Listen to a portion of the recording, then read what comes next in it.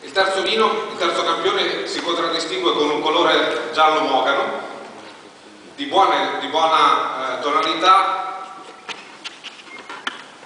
La massa si muove nel bicchiere formando degli archetti con di buona complessità, degli archetti stretti, con un indice di lacrimazione regolare anche in seconda battuta.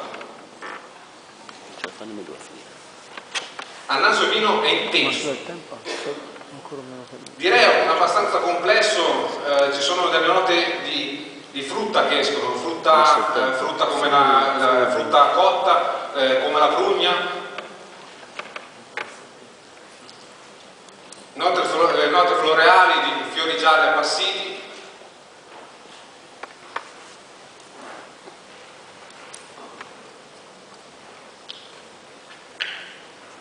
In bocca il vino è secco, di media folgenza, buona la sensazione pseudocalorica data dall'alcol e anche quella data dalla morbidezza di polialcol. Un vino di media struttura supportato da una buona freschezza, di discreta tonalità le note sapide, buono l'equilibrio, di discreta armonia. Diciamo che la persistenza gusto-olfattiva esce in secondo piano rispetto alla sensazione avuto all'olfatto. Un vino che comprerei al mio ristorante, da servire dei calici di media ampiezza, servire intorno alla temperatura di 12-14 gradi, su dei formaggi arborinati. Riconoscimento, allora, il punteggio starei sugli 80-82 centesimi, riconoscimento questo Marsala Vergine. Il secondo campione mi sembra un vino del nord, fatto solamente in acciaio, potrebbe essere con un merlot, comunque qualcosa comunque del nord o anche del nord Italia, dove prediligo anche le note dure. Mentre il primo vino secondo me è un Riesling.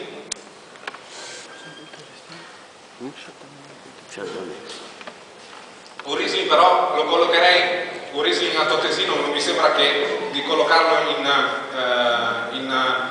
in Germania, perché è secco. Allora, distillati, parto da destra per finire a sinistra.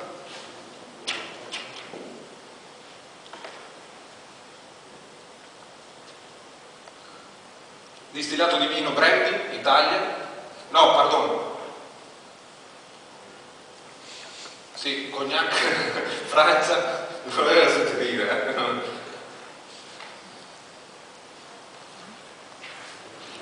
Il secondo è una grappa invecchiata, Italia, distillato di vinaccia.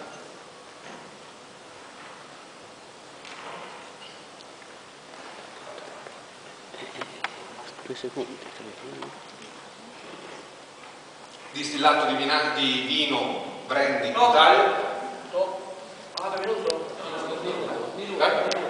Ok. No, posso tornare in vino.